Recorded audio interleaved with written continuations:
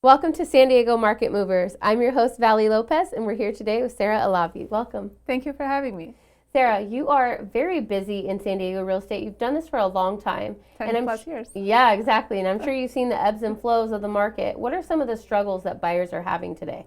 I'm glad you asked that question. I always want to talk about that. I think for most buyers, not having clarity of what they want and what are the most important things for them and is one of the biggest challenge.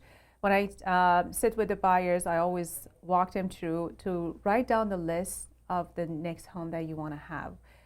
Vision yourself. Do you want a house with a view? Do you want to have a house with two-story, or single-story?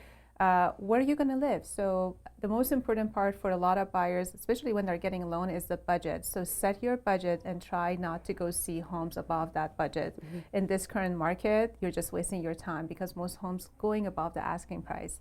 Next one is the location. Is it going to be close to your school? Is it going to be close to your work? How do you want to access to the highway and all of that? Do you want to be in a busier street? Do you want to be, far away from highway or something like that? What kind of community you envision yourself to be on?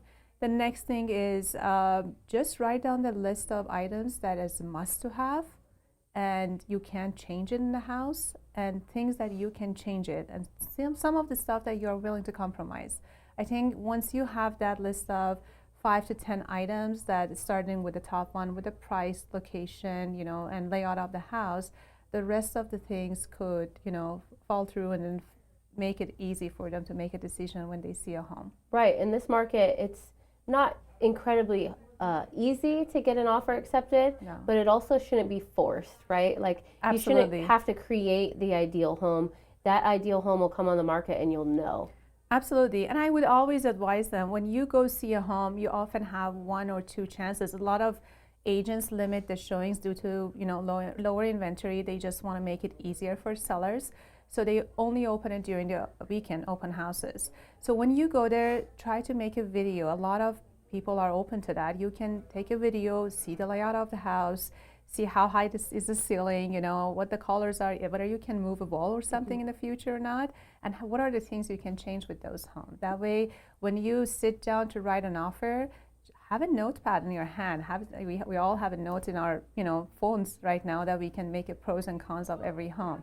Just make those clear for yourself so you absolutely fall in love with the house that you're going to make an offer on. Yeah, I think you're absolutely right. It's important to be very clear and concise. Right.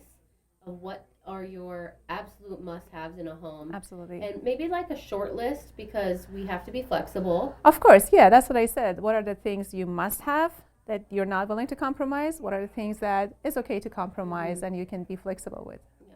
And listen to your expert agent, Sarah. Thank you so much. Well, you're awesome. Thank you so much for being on the show and bringing us that insider tip. So thank you. Thank you for having me. Thanks for watching.